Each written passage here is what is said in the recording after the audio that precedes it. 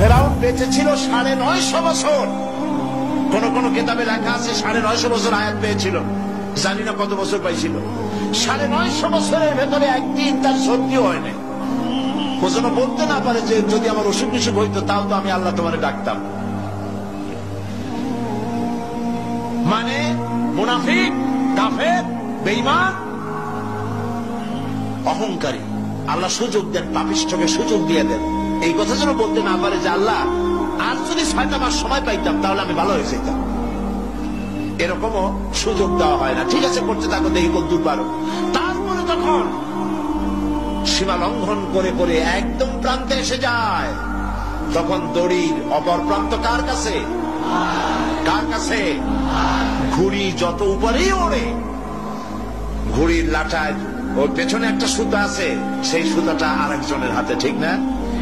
ঘুড়ি যতই মনে করুক যে আমি পাল্লা দিয়ে মঙ্গল গ্রহে যাব, যেখানে ঘুড়ি সেখানে যাব, ঘুড়ির এই অহংকার পিছে বেশি দূরে যেতে পারবে না, যেহেতু তোমার পেছনে একটা দড়ি আছে, সেই দড়িটা আরেকজনের হাতে।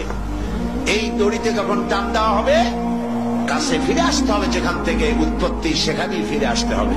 ক্ষমতায় যে যখন থাকে তখন চতুর্দিকে অন্ধকার দেখে, মনে করে যে এ ক্ষমতা আর আমার হাত থেকে যাবে না, যা খুশি তাই করব।